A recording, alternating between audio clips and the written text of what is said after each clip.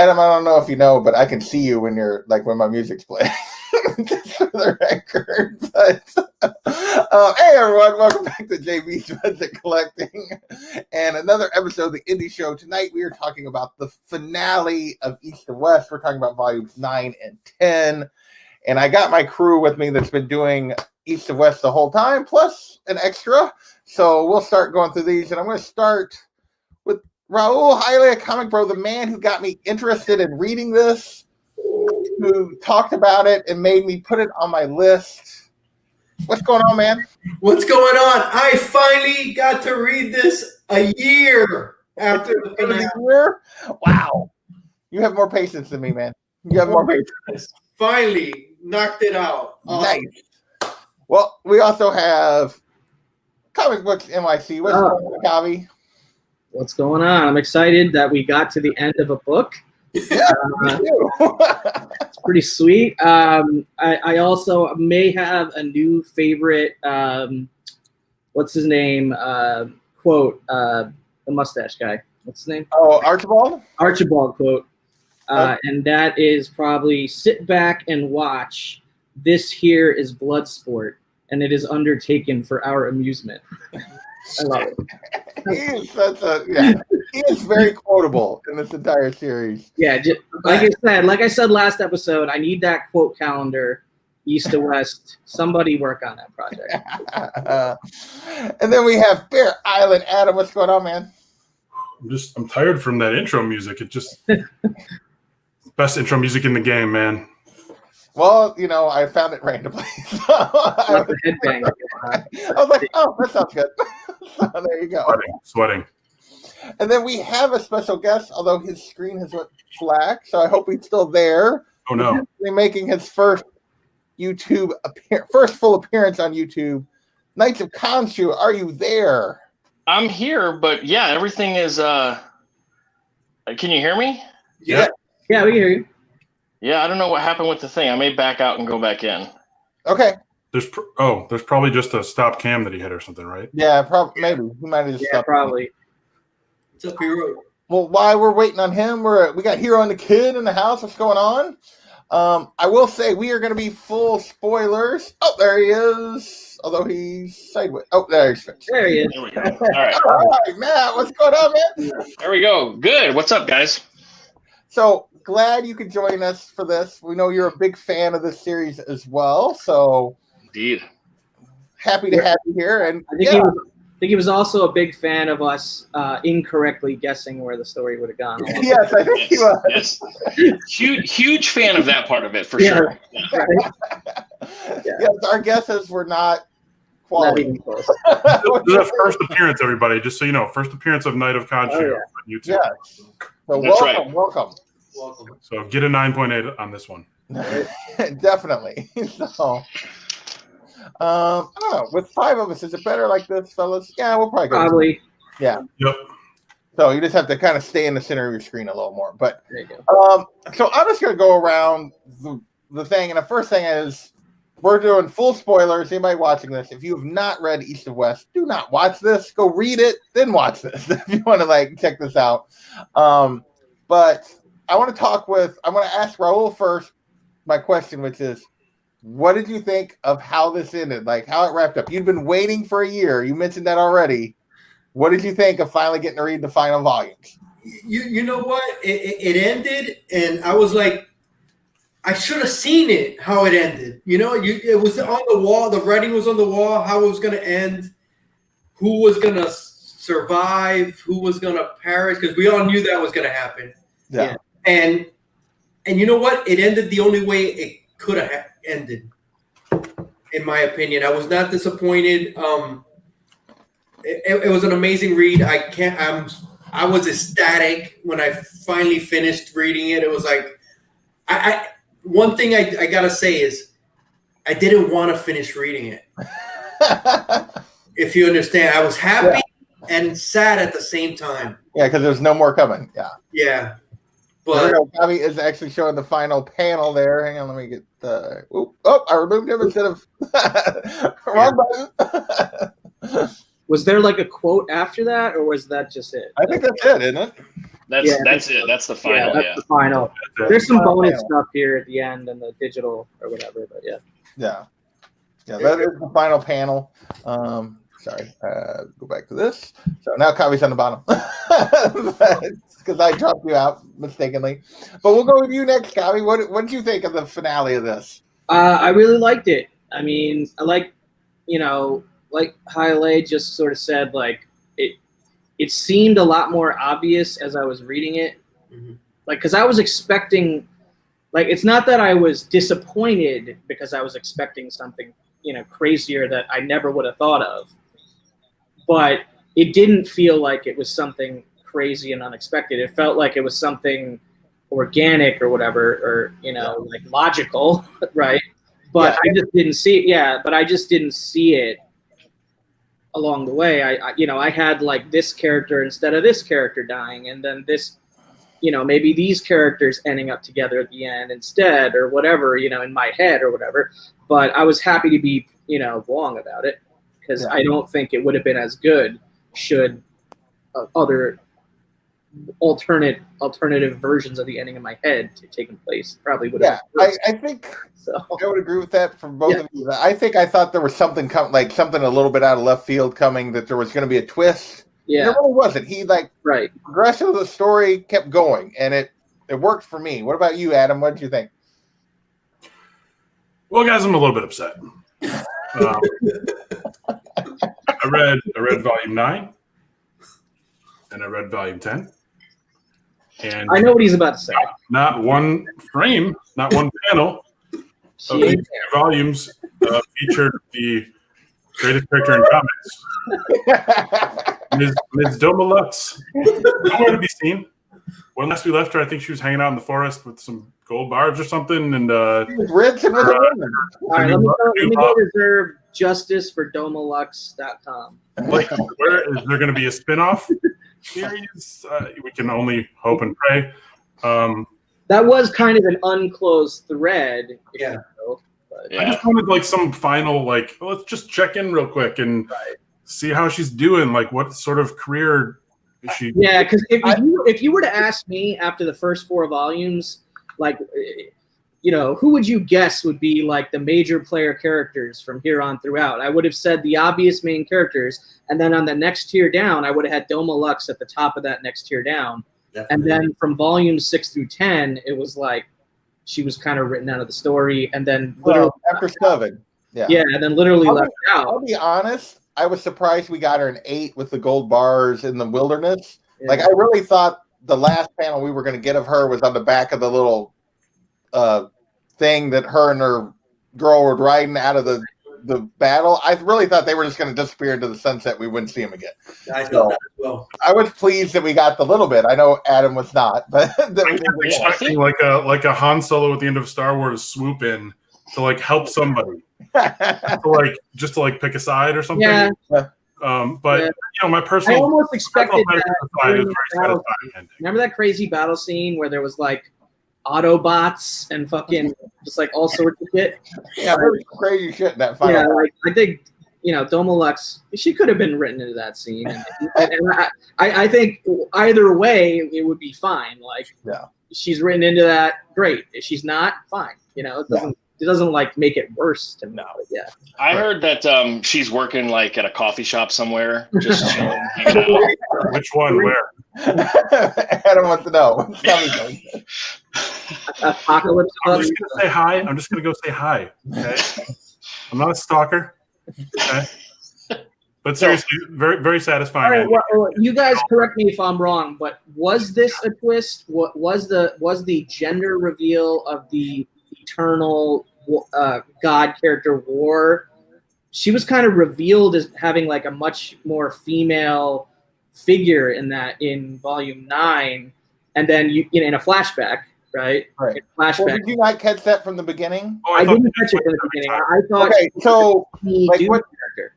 So what happened is, like, because you remember Conquest, like Ezra always called Conquest his mother, even though Conquest was a dude. Like, whenever they were reborn, they switched. She changed. Yeah. Yeah. They changed. So at the very in volume 1, I think War makes complaints when they're first reborn as a boy. He's reborn as a boy. He's like, 1,500 years I had nice woman parts, and now I'm a stupid boy. All right, Yeah. I didn't catch that. It's like random or something, right? Yeah, it's a random. It's just random on one page in the beginning. Yeah, it's early on, but like I knew from the beginning that Right. War and Conquest had been. Well, okay, so maybe that literal part of it wasn't a twist, but the actual context of death breaking her heart in that other The lifetime. fact that like War's whole vendetta against death was War was a woman scorned. Exactly. Yeah. Yeah. That was a twist, I guess. I did not necessarily see that coming. I no. didn't see that coming. But I thought that was fantastic the way they did that. Right. And I want to get to that in just a second, but I do want to There's give more Matt a chance. flashbacks. There's more flashbacks in these two volumes than any Yeah, other and the last ones there part are. of the Yeah. story. Let's let Matt give his. Yeah, I want to give Matt a chance to give his thoughts just on the series. Now, you'd read it before we got to I this have. point. You about how like you take the horsemen of the apocalypse who are like so above men and the people that walk on that earth, right? They hate them, but yet their undoing at the end was scorn and all that stuff that men feel, and that's what ended up keeping them from doing what they wanted to do. I thought it was perfect, man. I loved it. Ending too. Like I thought the ending was great, and I do like how, like Kavi, you were saying like you have different ideas of what's going to happen or what you think, who's going to live, who's going to die. But I think he does a good job with the story all the way through it to where you don't really know. Like you weave all these different thoughts and ideas going through it. Yeah. You're going to accept whatever comes. Right. I mean, that even sounds like an East of West. Yeah, exactly. That's what I just thought. You're gonna accept. You're going to accept whatever comes. Done. Look at how it's influenced you, Kavi, bro. You're talking East of West. Exactly. I understand the language now. And I think it's interesting too how it starts out so heavy on the four horsemen and what's going to happen with them, and then all of a sudden through the middle of it, it like veers off in a different path, and it's almost two different story arcs through the whole thing. Right. Like, Yeah. And that's, and Tim, for me, that was part of my frustrations with the earlier part of the series. But by the end of the series, I didn't really focus too much on that because, it paid off in such a nice way. Yeah. Like I missed them. I missed the horsemen when they were disappeared from the story a little bit. But when they come back later on, I think it just weaves and intertwines and comes back in a good way to where it's like, okay, well, I'm cool with that. I'm good with how that happened. I think it was like issue 40 maybe, or I don't know. There was the splash page before the Stinger scene. There's like a splash page, and there's like two white pages, then there's like two more Stinger pages at the end of every issue. I think it was the end of issue 39 before the Stinger. So that's volume 9. This is here, right here. So that's basically the point where the story collides or combines, and that's when I knew we were headed towards a great ending. Like I already knew once I got to that page, we were headed towards a really cool ending. I was like hesitant up until that page, and then that page I was like, oh, okay, great, it's all coming back around and kind of closing, like the story beats. Yeah, and I don't think enough can be said about Dragata's art, like in this story all the way through. Like if they'd have done something like other books do, where they like switch artists in between, like I would have been terrible. Yeah. That would have been terrible. Like one of the covers came to market this week. I forget which one. Let me see if I can find it while you guys are talking. Sorry. What are you talking about? One of the Dragata covers. The original art. Yeah, was nice. Sold. Issue 34. Very coll. I bet those go for pretty. I'll share the.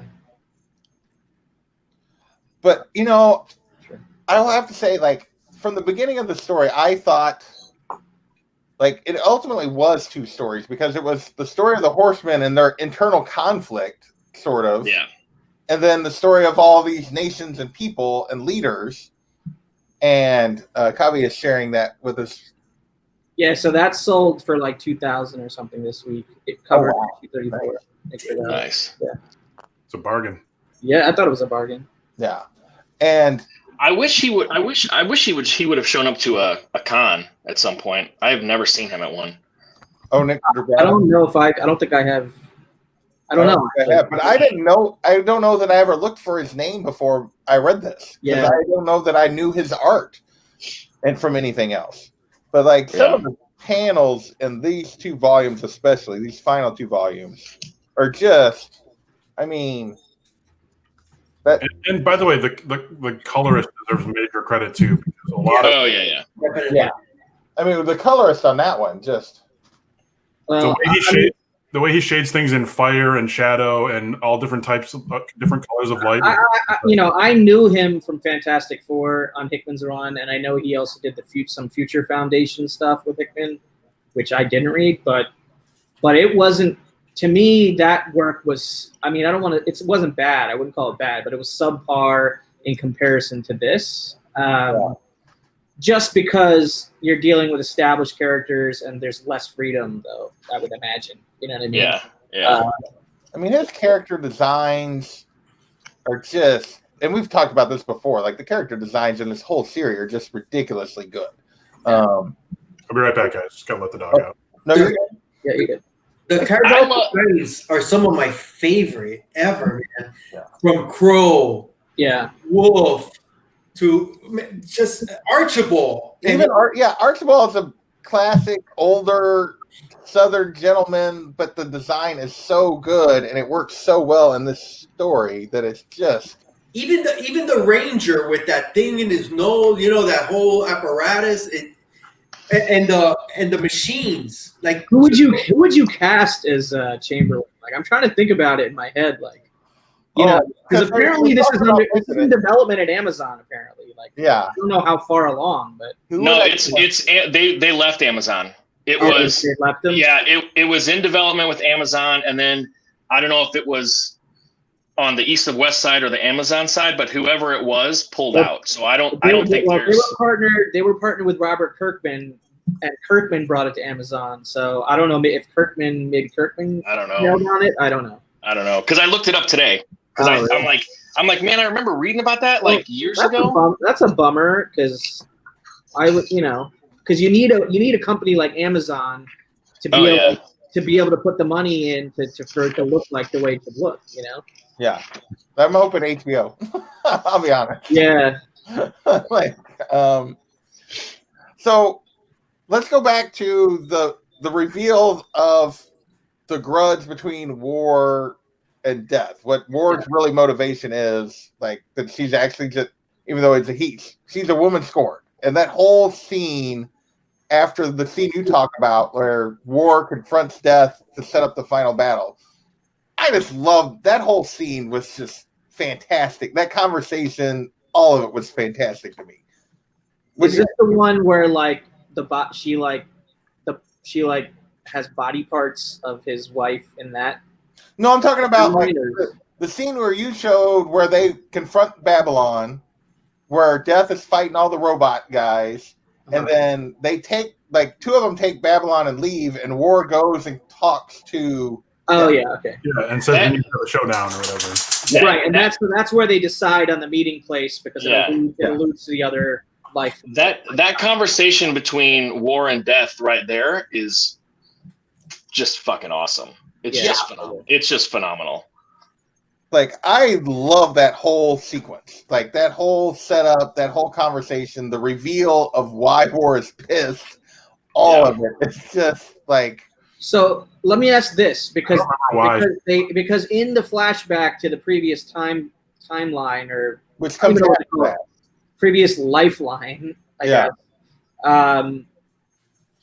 They do a quick, like, one panel burst of Death and his wife in that timeline, like, and them kind of like hugging or embracing or whatever, and then they reveal, like, the arm chopped off or whatever. Right, Like, yeah. Was that Zhao Lin? Like, is that meant to be saying that like they're meant to be together in every single like version of life, and that's like destiny? Well, so, Or, like, this is where I think you're forgetting some of the stuff from the earlier flashback. Is that whole sequence where they fight and die? He doesn't die. Like the others die. Right. So he still remembers Zhao Lin like the whole time. Oh, okay. So he wasn't. The other three were reborn. He was not. He was not reborn. Yeah, Right. He never No. died. he refused to go. Basically, Yeah. He just turned white. he just So, turned. just turned so white. which? Yeah. So whose body parts was that? That was hers. was Remember, that was she got hers. arms. She So got that was just arms. another version of her. No, that's No, No, that's hers. That's her final body parts from her. She's just still alive. She's Like- just still alive. Oh, okay. they made him. She got reincarnated, but Yeah, they made him think they killed her, but they just cut her arms They off. didn't, and then he. Remember, she has the robot arms. Robot arm. Okay, Yeah. that's right. Okay, got it. yeah, not everybody dies. Just them. When they- Yeah, because that was the only part that I was confused about the whole Yeah. book or the whole. But yeah, I love that they had that whole conversation between the two of them, and then they went into that flashback, so you finally see Right, what the heck happened. right. And it was really cool for me, at least, to see like Bell Solomon before he had like fallen apart into like the whatever the hell he was during motion. Yeah, Like when he was actually like something. But well, he was what, like the governor of Texas or something, right? well, yeah, No, but- he was a badass. yeah, Yeah, he was a badass. He wasn't. he was a- yeah. He was a gunfighter. He's the one that drove the thing through death. Like he Yeah. was, not the shell of the man that he is. yeah. He looked good on the like. He was drawn well on those pages. Mhm. Yeah. Yeah. So that was the part for me. I think that's probably my favorite like scene of the whole run. Is the scene between war and death. What about you guys? What jumps out at you guys from these volumes? What did you love? I mean, my favorite thing of the whole book after these. I mean, well, I don't want to say whole book because I frankly barely remember what happened prior to these two volumes. Like that's just been the way it has been with this book, though. Yeah, because we've been reading it separated. It's not just because of the time off. It's because of the kind of book that it is. Yeah. Like Yeah. it's highly it's not it's not an easy No. page turner or whatever. Like you need to concentrate. Like so but my favorite from these two volumes was probably the I don't know how long it lasted. It was almost like 2 issues, but like the battle between whatever, like Chamberlain and Chamberlain's forces, the Confederacy and the the People's Republic or whatever. yeah, but specifically the side of Solomon and Bell, Mhm. like the convert, like the the monologue going on Yeah. between Solomon and Bell during that whole sequence, which may have been like a 2-issue sequence, Yeah, but where it's all spread out. He's Where talking they're about talking about the nature of everything and nation. yeah, where my new favorite quote about blood sport and being entertained and shit. Like Yeah. I like that shit's like I love that part. That's probably my favorite. I know it's not necessarily the most like I don't know meaningful stuff, but it's just my favorite. it is because Yeah. to me, I think that's like we've caught glimpses of Chamberlain all through the thing, like of who he really is. Like he plays his cards pretty close to the chest, the whole story. Like he's up to more than what he's Right. letting on. To me, that's the first time really you see who he actually is. Like just how evil and power hungry and everything that he truly is. Like it's during that sequence when he's sitting way back in the back talking about Yeah. all these people dying, and she's out there fighting with her people, And he's that laughing at her. I mean that leads directly to his death, right? Like that whole situation. Well, yeah, because later. that's how the guy gets to him is because he's back behind the Yeah, line. that whole like standoff was pretty cool too. Well, and don't forget they kicked that off with Archibald kneeling and praying to God, saying, "I don't ever pray, but if you let me get victory, you can take my niece or whatever she is. You can Right, just have yeah. her. Like, Yeah. she And can then just she opened her eyes and was like, "Oh shit!" shit. Yeah. Yeah. And that was the only person you seemed to think that he cared about other than himself. And it was clear, no, he just cares about himself. Dude, he's a bastard, bro. He's a total bastard. He's- Yeah. I gotta go to his like the last words he said. Who do you guys? He makes some comments in there. Like, I would agree with Kabi a little bit. Like, I think my two favorite parts of these two volumes are like JP said, the conversation between death and war, and then that whole, not even the war itself, but those backdoor conversations between Bell and Archibald are fantastic. Like, when Bell is saying all this stuff and Archibald's like, he goes, "How are you going to deal with all this bloodshed?" And he's like, "I'm going to drink it all up. That's what I'm going to do." Like, he just wants death. Like, that's all he wants. Who do you guys think is the villain in this story? Is it the Horseman or is it Archibald? I think the villain is cynicism, and I don't mean to try to sound smart saying that, but I think this whole thing is about cynicism, and it's wrapped up on the very last page. Yeah. I mean, it's really like, to me, like the whole end of the world or this is all brought on by themselves. Like, Mm-hmm. none of their own beliefs that people are like, that some of them are better than other people, and that the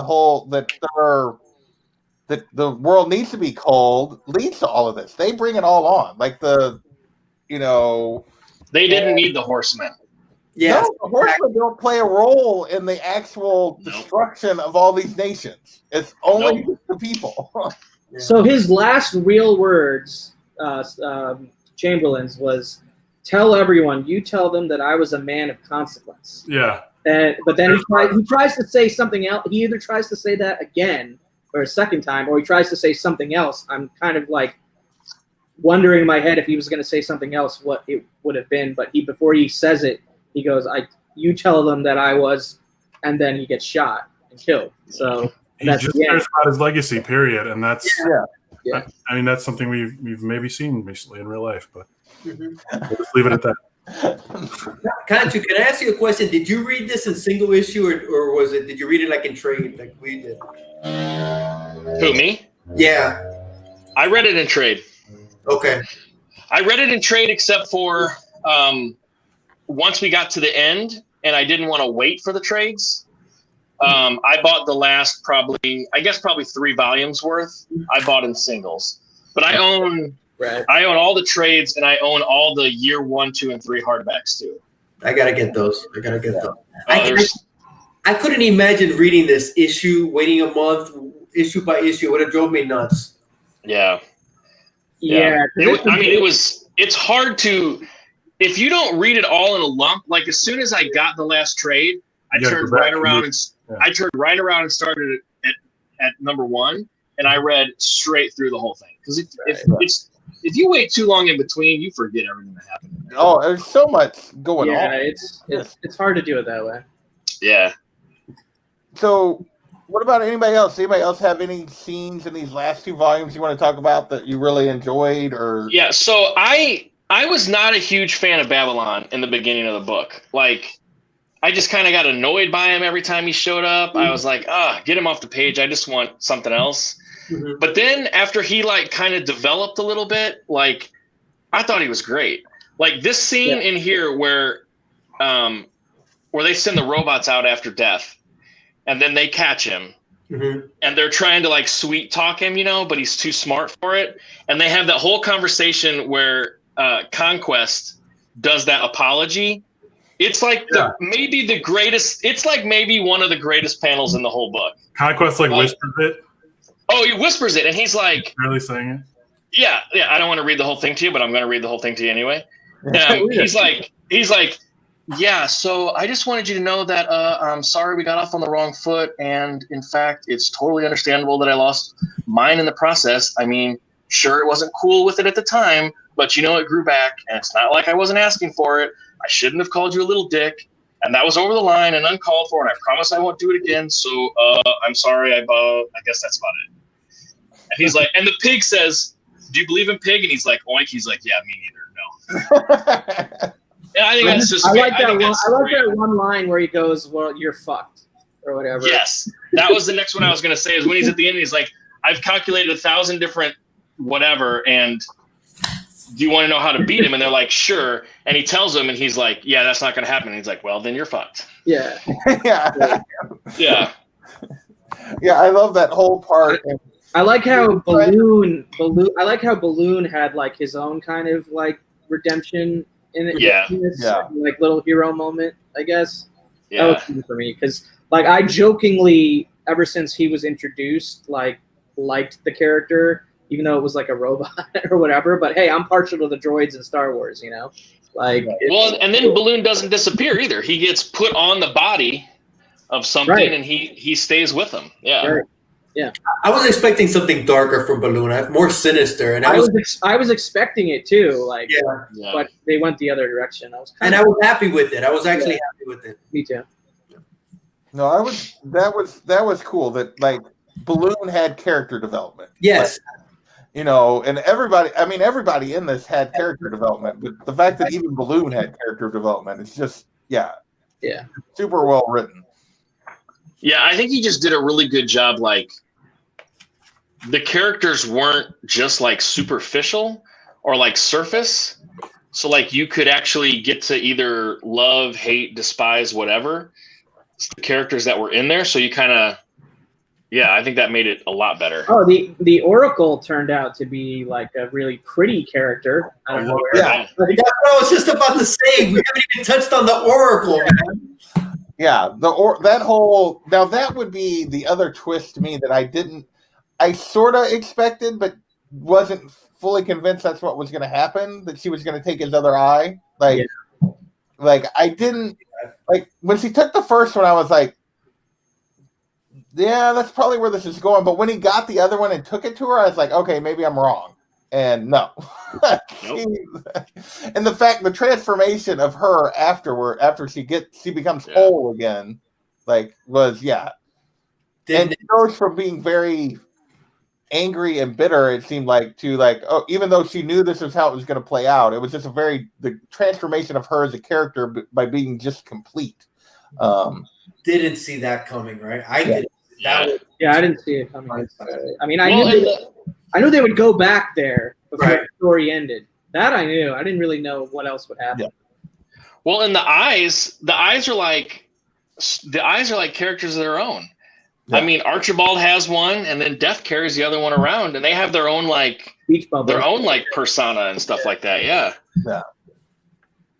I'm just sad Oracle didn't start rhyming every sentence after she got the eyeball put in. After she became whole again. What did you guys think about like the three horsemen once their true forms came out and all that? That was kind of weird, right? Yeah, I was a little Yeah. I was a little disappointed by that. That would be the one part of the art and the whole thing that I didn't actually like. Almost would have preferred have not to have seen that Yes. because it would have just like some things are better left mysterious so that the reader can just sort of have their interpretation from now until whenever, Well, the thing was, they didn't really look like. I expected when they started transforming into true forms to look kind of demonish, or and they just looked odd. I didn't think it was like. It just didn't work for me as a look. Yeah. I would have been fine if they would have stayed in their own forms because I thought they were badass designs to begin with. Yeah. This is kind of this is a little off topic but related. Are there there's a handful of other books in comics or writers in comics where you can take a look at one of their seminal works and say that they tried to create theological characters but put them into a unique story, and by that I mean like God level characters, right?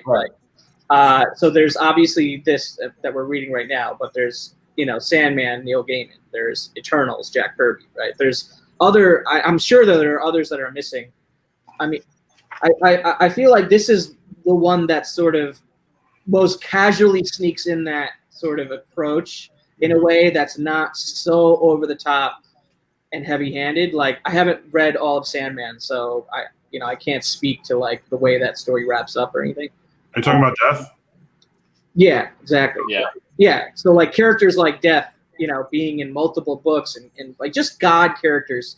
Have you guys have read a lot of other books that have taken that thematic, I guess, because it's not a unique thing. Like a lot of artists Right. have done it, both in comics and outside of comics and just regular novels.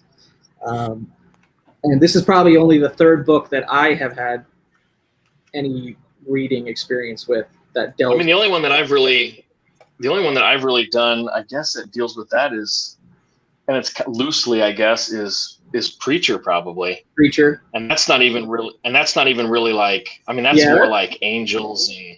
Yeah, that's. I mean, yeah, and God. It's kind of God related. himself. But, Yeah, it's kind of related. I mean, I've read that kind of story, like in books and stuff, like not necessarily comic books, but like novels and that kind of thing. Like you get God level characters a lot and different takes. And I do think the fact that they express all the same flaws that we do in a lot of ways, like, is a very consistent trope, I think, when you get that. But I think they're really well done. Like within that, I think they do a really good job of giving them unique personalities, portraying them how they are, but also making them very human. Yeah. Even though they're, So I think, Hickman and Dragotta just do, like, and Martin do just a fantastic job with all of this. It's just ridiculous to me. Yeah. Well, like I said, like we talked about earlier, it's the human quality and the human part that really almost is their undoing at the end. They couldn't just let things go. They had to play out all their anger and everything else too. And part of it's probably because the woman scorn thing, but the other part is probably the fact that it wasn't just somebody else. It was a mortal that he chose over a god as well, or godlike person. Right, as well. exactly, yeah. And to a certain degree, he chose the mortal over not just war in terms of love, but in terms of all of them, in terms of the mission that he was on. Doing, like, he chose a mortal, so he kind of, war more so than the other two, but they were angry about the same thing, is that he turned his back on them. Yeah. And Right. it gets to the end, and you talked about it. I love the scene where Babylon walks up to him, and he's like, I told him that you don't have to fight, that you'd forgive them if they asked. And he's like, I don't see that happening. And I don't think that's going to happen, kid. And they were incapable of moving past. No. Yep. Yeah. What about the whole like Nation and Wolf and Hialeah said he loved Wolf's character arc the best, and I totally understand that after reading these last two volumes. Like he really did have a great arc. Yeah. Like he just became, the wisdom, and he sort of overcame what others couldn't overcome when it came to the message. Like, the message was in him, but he still like held on to his humanity and made rational decisions. Yeah. Yeah. Well, I thought it was smart that the apocalypse was being framed like an apocalypse, but then it was sort of reframed as a end of one type, one methodology for civilization in the beginning of another, and it doesn't necessarily mean like literally the earth blows up and Yeah. What is I gotta find that. What does he say? It's not the. Yeah, I don't remember the exact quote, but that was like the takeaway for it. It's when they're all getting together after the final fight. He's like, a negative doesn't always mean the end or something like that. Something along those lines. Yeah. Are you talking about the fireworks page where it says, "But when its time had passed, it fell, just as all things of man do. Every building, every institution, every nation, it all fades except one." No, that's not. But I was going to talk about that too. No, it's when they're signing the treaty before, and this is the line that he has, like, they're all gathered around. Well, and John Freeman's like, well, these are the end of times, listens to a prophet. And he goes, an end does not negate the idea of a new beginning. Right. Yep. And that's basically in that. I mean, I think that's the line you're talking about. And then he goes on to say more, but and basically he says the only words of the message I can still hear are begin again. And that's Right. Right. So yeah, I think I did not expect from the first part of this story, like Wolf was kind of like set up to be basically Death's like helper. Yeah, right-hand man. Right. Where he went, like, was a completely, in the end, he ended up leaving Death and like going on this completely separate mission and journey, which I was not necessarily expecting at all. I did enjoy the flashbacks, like origin of how John Freeman and he became brothers or whatever. Yeah. Yeah. Super cool. Yeah, 'cause up until that point, I was like, okay, they're brothers, and I was like, how important is that going to be? That was really cool to read. Well, and then he talks about later about how the word or like how the message says, and the brothers stand and do whatever. And watch or whatever. Yeah. Yeah, but what I mean, it's hard to not start this whole series and not have Death as your favorite character from the beginning as you go. But Right. like Wolf quickly became like I loved Wolf, man. Like I thought he was great. Like I took them as enforcers basically. Yeah. Like Right.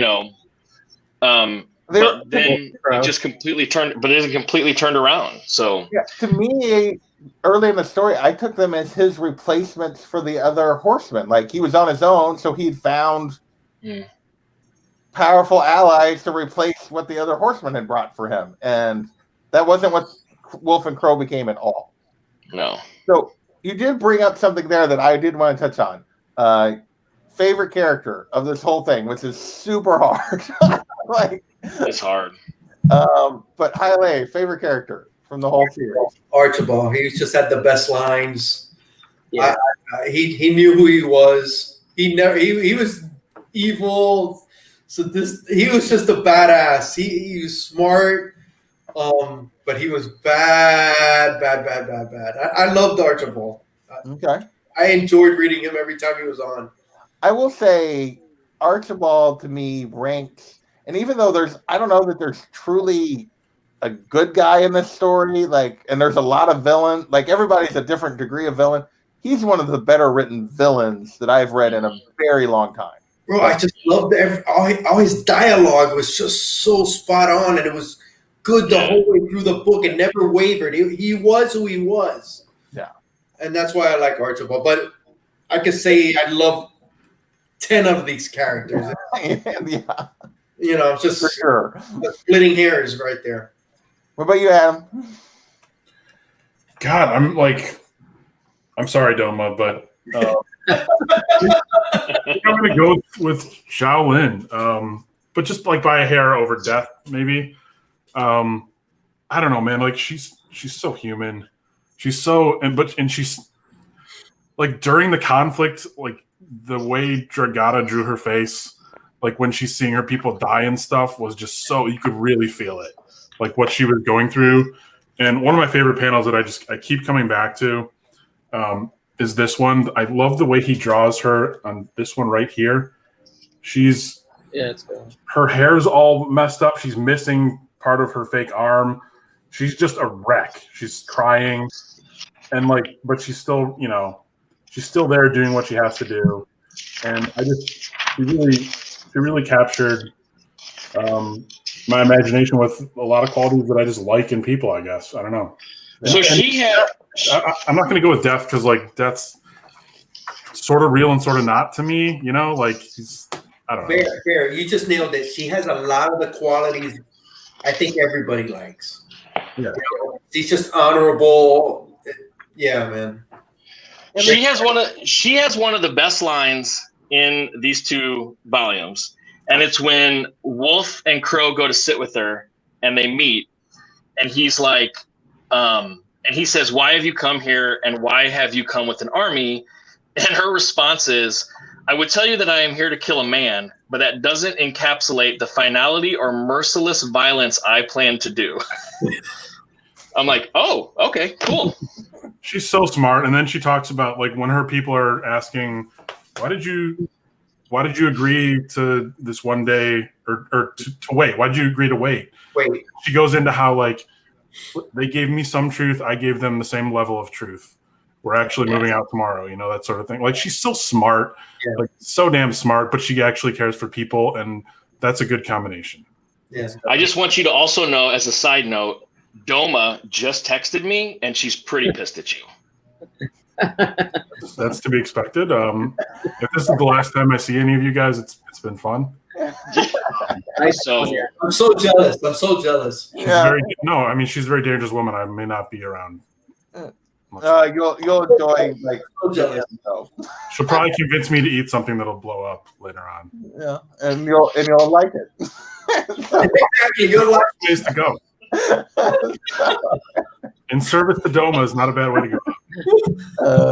What about you, man? Who's your favorite character? thank you, sir. May I have another? You talking to me or Knight? Either one. Knight. Let's start with Knight. It's very hard. Like, I mean, you can go, God, you can almost pick. They're all done so well, but I love Wolf as a character. Like, he was just so like,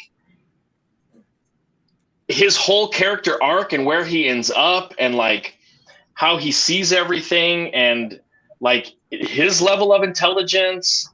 Plus he has that hottie Crow following him around. Like, Plus.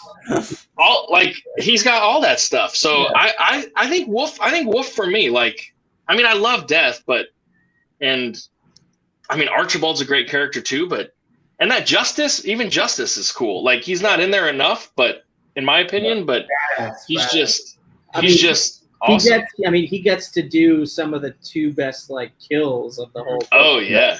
There. And it's total spaghetti western Clint Eastwood. Totally, yeah. Like total. And even like, and I will say that whole scene, we haven't talked about that, but that whole scene, like Durgada and the colorists change the way it looks. Mm-hmm. Yeah. That showdown with the sunset and like, yeah, they go full spaghetti western in that scene. Oh yeah. Like, just the way they do the art.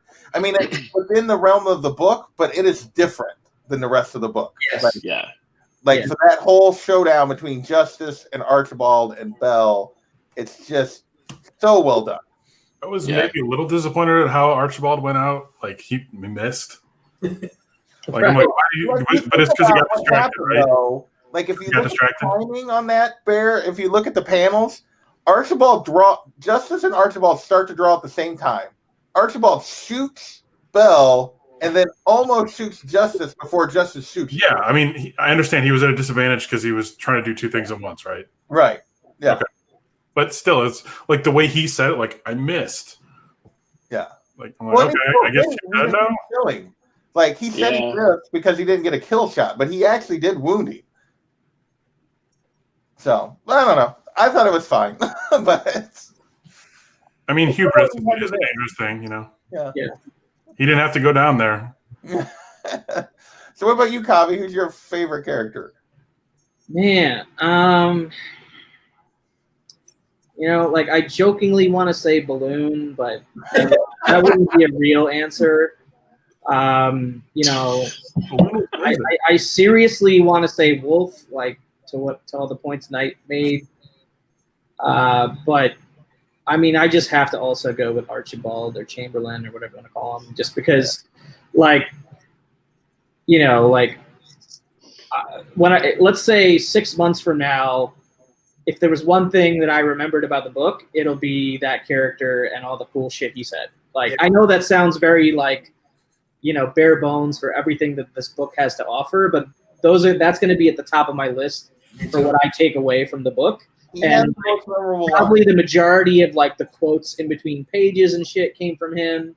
You know, like, I don't know, like, to me, like, the taglines of East of West came from that character more so than any other character. So, and I like Death a lot, you know, but there's a lot of other characters in comic book lore named Death, and there's my head canon for like just because there's so many, like, you know what I mean? Like there's East and West, there's Sandman, there's the Marvel Universe Death. There's just a lot of characters, and I feel like that has been overused. Not that he could have used another character name in this context or whatever. Maybe he could have. I don't know. But yeah, I guess he could have. But that doesn't really matter. Like at the end of the day, I think Chamberlain is the reason why, like, the book stands out to me. So yeah, I would agree with everything you're saying there. For me, Death like falls short of being my favorite character. He's a great character, but he's a character I feel like I've seen before. Like he is the crusading gunman. Like you've seen him a lot, and you've seen some of these others as well. But I feel like he's very much taken from other things. For me, it's either Archibald or Zhao Lin. They're kind of the opposite sides of the coin. Yeah, I would have said Zhao Lin if I didn't say Archibald, probably. Yeah. And for me, I lean towards Zhao Lin over Archibald, but I would agree Archibald is definitely so awesome. Maybe the best villain, like just because of the way he talks and his lines are so good. He's maybe the best one I've read in a really long time. Yeah. But I still lean towards Zhao Lin for all the stuff Adam said. Because she's a complete badass. Plus, she's like cares for people and like she's just so good. Like you get right. why Death would fall. Well, I think it's interesting that we had 2 votes Chamberlain, 2 votes Zhao Lin, and 1 vote Wolf. And I would say that those are the top 3 characters. Like I would say that's true. At the end of the day, like that's it. I think Zhao Lin won me over when that one character. It was in the previous show we did. I measured these by shows that we did. Right. Sort of went against her commands, but she was like, "You go, girl, do your thing." Like she understood. And I was like, "Oh man, I'm in. I'm all in." So, and then I'm like, please don't become Daenerys Targaryen. Please don't. You know what?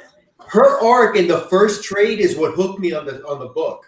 Yeah. When she got introduced and all that started coming up, that's when I got hooked. I wasn't hooked until that part. No. What do you guys think about? Yeah, I agree. I mean, he was the standout part of the first volume. Yeah. Like I also had as you remember, like hesitancy. Yeah, you weren't a big fan after volume She 1. was the best part of that first volume. Definitely. When she got introduced. Yeah.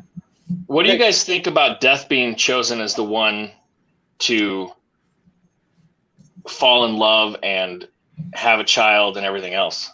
I loved it. I freaking loved it. I think it makes the most sense because, like metaphorically, death is the most death human through thing. life. Right. Yeah. I don't think it works. War, conquest, and famine are things that can happen, but they're not as human as death is. Like, they're not the end of every life.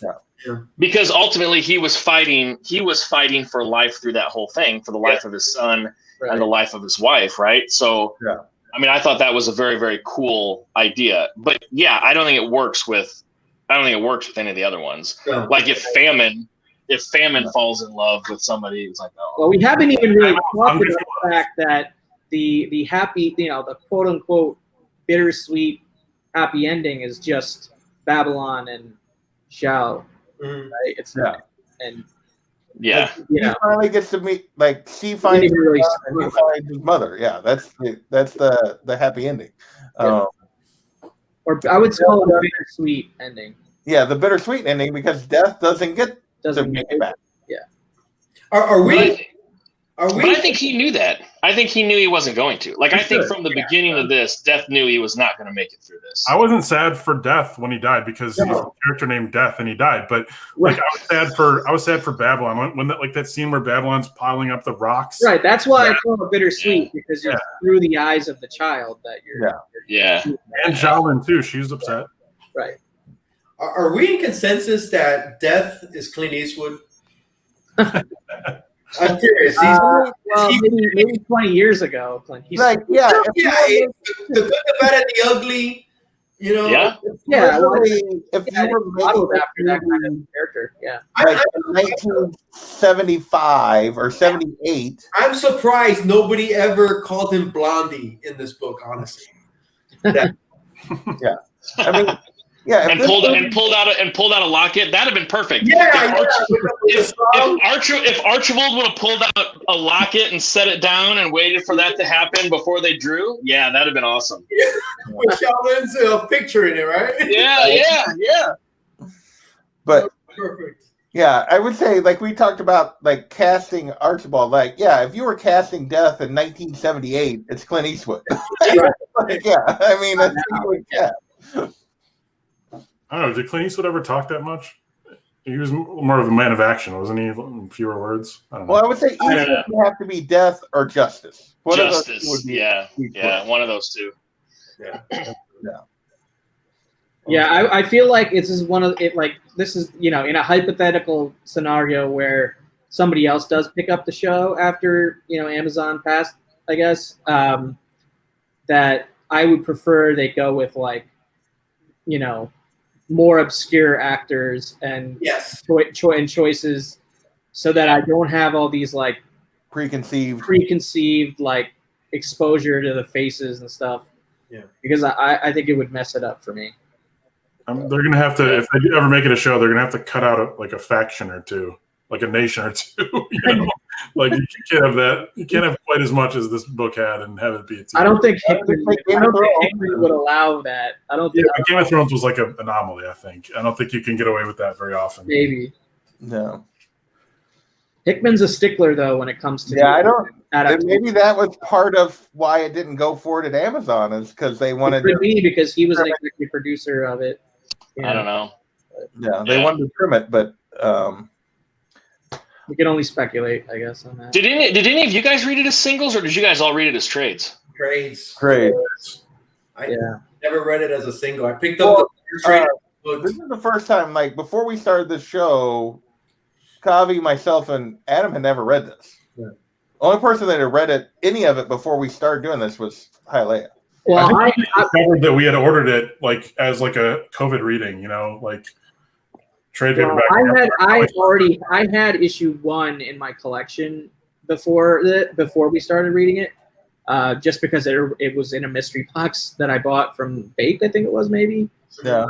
Back when he was doing mystery boxes, so like I all of a sudden had like a nice minty crispy copy of number 1, but I had never read it, so. So that was my initial like, oh, like I've been meaning to read this anyway because I was into pretty much everything Hickman had done for Marvel, you know, up until that point, including House of X Powers of 10. You know, I think House of X Powers of 10 was probably my favorite mainstream. Yes. Of 2019, right? Yeah. Last year. So you know, so when I found out that, you know, he did his own creator-owned work, like I knew I was going to read it at some point. So I'm glad we got to it. Yeah, I went back and bought I bought the Doma cover because it's great. Adam got that one, right? Yeah, and then I bought 2 of the number 1s to decide which one I was going to get signed by Hickman at C2E2. So I have East of West number 1, and then I have the Ghost variant. I have both of those graded and signed by Hickman. Nice. Well, Hialeah, you have a bunch of you have several of the individual issues, don't you? I got a few. I got 3 of the number 1s. Like I got the regular, the Ghost, and then there's another one. There's one that goes for real expensive. Man, I almost had that like 2 weeks ago. There's one that sold for. Is it like a store exclusive or something, or? I forget what it's called, but it's something weird. Yeah, it went. It might be. You know what? I don't want to say because I don't remember. But there was one that sold a couple of weeks ago that went for way less than what it usually goes. So it's like a $500 book usually. Yeah. Okay. I mean, I don't know if those year 1, 2, and 3 books, like the hardcovers that they have for those, they have a bunch of extra stuff in there. Like it breaks down. It breaks down like each nation. Image does a great job with their deluxe hardcovers. Like all the ones I have, Saga, Why the Last Man, like all those have great bonus materials. Yeah. It's I'm looking to get the year ones. Yeah, it's got it breaks down everything that is about every single nation. Like it just it maps it all out, has this big map. Like, yeah, it's got a bunch of cool shit in it. Nice. I say this every show. I'm just so happy you guys enjoyed it. Oh my gosh, I'm like, I was when I said at the beginning, like you were hearing you talk about it a couple times on stuff was the reason I was like, okay, I'm putting that on the list. Awesome, thank you. I'm so glad I did because, Thank you. yeah, other things I've started reading, like this is easily my number one. I think Descender is close. We'll see where Descender ends up, but this is like I love Remender. I've read so far. This is Where's the Descender's excellent. where's the current book that he's writing for Image? Like, how far along is that? I know I have. Decorum? Yeah, like I grabbed the first issue when it came out. I never even read it, and I don't know how many issues have come out. what's it called? It's called Decorum. Yeah, so that's the current Jonathan Hickman creator Okay. book. I'll have to add that to the list. And I heard good things about it, but I haven't read it. I bought issue 1 and I read it, and it just didn't do it for you. It did not do it for me. It did not grab me. I didn't even go back and buy number 2. Yeah, I did as well. I read the first issue and it didn't grab me as well. Yeah. That's a bummer. Okay. What was it about? I don't even remember. I don't even remember. Yeah. I don't even remember. I mean, Oh, it's a cool name. It sounds like it would be a Jonathan Hickman. What? Wait. Was it about they were like trained assassins or something? It's something like that. She's a courier. A The courier, girl was some yeah. kind of courier. Yeah, I don't know, something. It was something like that. It's like there's these trained assassins or something. Yeah. Okay. It might be. Yeah, one- I think when you guys just started reading this was when I had just started like talking with Adam, and I was so excited that he was reading it. I was like, oh yeah, this is gonna be good. You guys are gonna love this. You were awesome in the chat, by the way. You were. Yeah. you were kicked ass in the chat, man. Thank you. Yeah. All right. Well, we are at an hour. You guys got anything else you want to talk about real quick about this series, this book that we haven't touched on? Hi, Leia. You got anything else? Go read it. Check our past shows. You could see how much we loved it. It's not an easy read. You're probably gonna have to go back and read a few to catch up, but highly my favorite all-time read. Adam, you got anything to add that we haven't talked about? Hickman is such a master of dialogue, and that's one of my favorite things. Mhm. And it makes it easier to get through it because there's little, like, even if you don't totally understand what's happening, you're like, oh, this is so satisfying because everything Archibald says is just spot on and badass. And and I can't remember a comic book that I've read that had, well, let me say this, an indie comic book that I've read that has had so many memorable characters right off the bat. Yes. That carried all the way through. And I think that's an achievement, and I think people should try to read this. It won't be for everyone, and I think we all won't be for everyone, but for a couple of times I didn't think it was for me, but I kept going, and I'm glad I did. So Awesome. You nailed it. It's the memorable characters. There's so many in this series, right? yeah. It's like the Quentin Tarantino conversation of comics. A little bit, yeah. I mean, it's got a lot of Western themes, but it's also very sci-fi. But it's not so sci-fi that you have to keep track of things outside of No. one planet. So it's a little bit more manageable. But at the same time, the writing is not.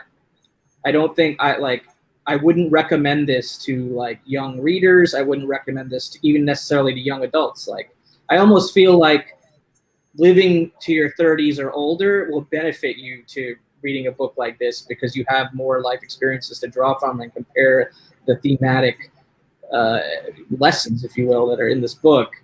Not that somebody younger wouldn't be able to grasp their head around it or appreciate it, but I don't think I would have been able to 10, 15 years ago reading a book like this. I don't think I would have got it 10, 15 years ago, personally. No. Not where I was. Mm-hmm.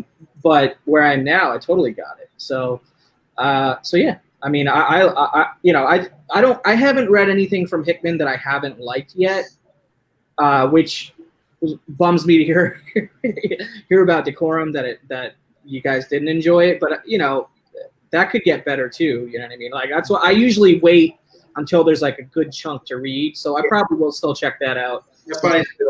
Did you read his Dying of the Dead? No, I haven't read that yet. So that's an Image one too. Okay. He started it, stopped it, and then came back. It's only like 6 issues. I've read his Fantastic Four, some of the FF, Future Foundation offshoot stuff. Read his Avengers, read all of the X-Men, House of X, Powers of 10, X-Men, and whatever else he's been doing in the X world or whatever. And Bit, I guess. Yeah, I think the trade, like, there's only one trade, and it doesn't even include all the issues. It's got like 3 issues in it, and it's like 4. It's like you can get it on InStock or something like that for like $4 or $5. Oh, okay, wow. I liked it. It's called The Dying and the Dead. The Dying, like DIME. Dying. Hold on, let me grab it. Dying. Yeah, the Dying and the Dead. I never heard of that one. Yeah, I hadn't heard of that one either.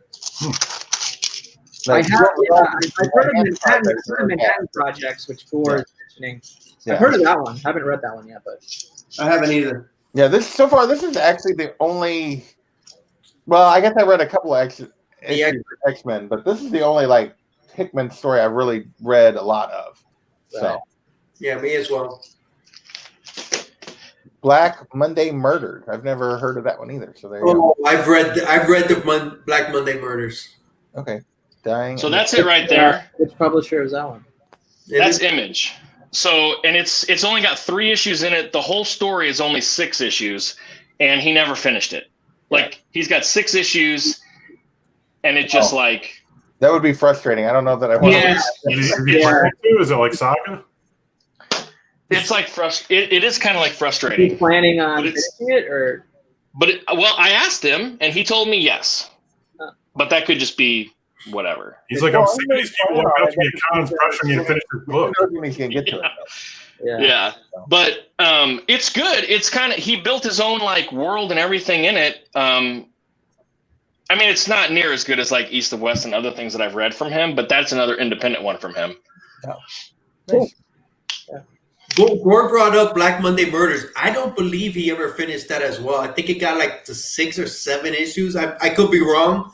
And I read the first, I think 5, and then I just dropped it. But I think he did not finish that one as well. Well, there's at least 4 other indie titles by Hickman that we just mentioned: Decorum, Black Monday Murders, Manhattan Projects, and what was that one?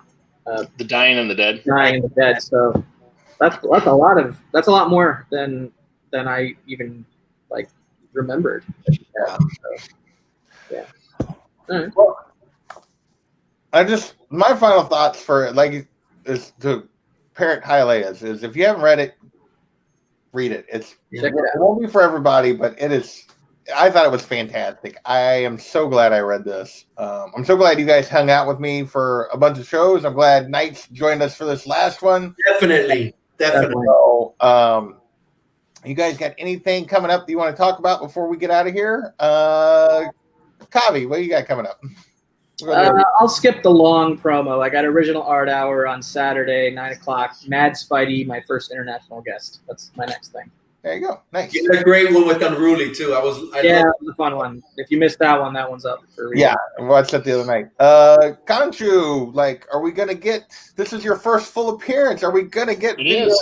I have some stuff coming up. I've got let's see, laundry tomorrow. I'm gonna, I don't know, probably vacuum a little bit. We'll see, but. I don't know. This is Adam's calling me out, pressuring me to come on here. So I don't know. We'll see.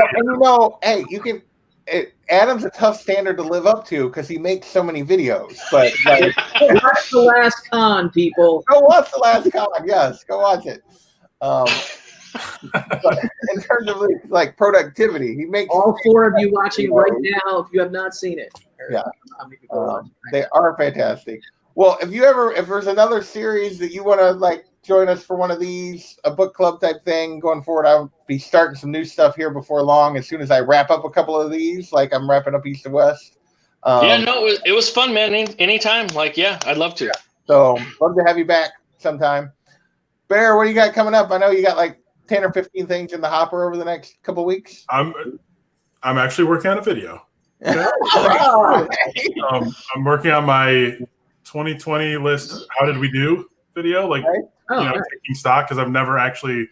This is the first year I ever made a list as a comic collector of stuff I wanted to get, and thanks to the generosity of people like Matt here below me, Kavi down there, wait.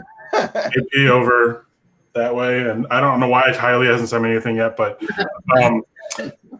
we made a pretty damn good dent in this year's list. So that's gonna be a fun video. And for anyone who doesn't know, The Last Con is a little movie I made about C2E2 2020 that features JP's Budget Collecting, Comic Books NYC, and a cast of several others from the comic book community. And it's really fun. It's lighthearted. And people tell me it's funny, but I know it's a tough sell. It's 40 minutes long, but you can watch it in pieces if you want. It doesn't have a ton of views yet, so I'm trying to get the views up on it. Nice. Hopefully we can get them up, because I need to go watch it again just because it's been like a week. Right. So what about you, Haile? What you got coming up? I am so happy to say that I don't got a whole lot coming up. I was busy this whole past week. I need to take a step back, but I will be on this week. I might put up a video. I just got to figure out what I'm going to put out. But this week, I'm only going to be on the Simply Incredible podcast. We're doing a conspiracy hour Thursday at 8 on his channel, and that's it. So no inquiring minds tomorrow night? No inquiring minds, because I want to be free for the boy who had sevens. Oh, okay, yeah, Matt. Yeah, I'll probably be on that too. Yeah, me too. I want to be. I hope I'm able to be on there, but I kind of freed up the night just for that. Nice. I think it was. Yeah, it will be. So, Good call. I have my usual stuff on the weekends. Next week, Gotham City Chronicles comes back. I think it's on your channel this time, right, Kavi? Maybe. I think it's your turn. I don't Okay, yeah. Okay. And then a week from tomorrow. yeah, that'll be a week from tomorrow. And then next Thursday, not this coming Thursday, next Thursday will be the next indie show, and we're doing volume 6 and 7 of Fables. I think that's how far we're into Fables. So Fables is so good. yeah. So it's definitely, I was slow on that. It took me a couple volumes to get hooked on Fables. I couldn't get past volume 4, I think. I just kind of gave up on it. Yeah. So, all right. I want to thank everybody who hung out. I know these are tough watches of we're an hour and 20 minutes or something. So, thank everybody that hung out. Thanks, Gorvidal. Thanks, Patrick Wall, for dropping in here late. Delphia, Hero and the Kid hung out for almost the whole thing. I really appreciate it. But we're going to get out of here. Later, everybody. Peace.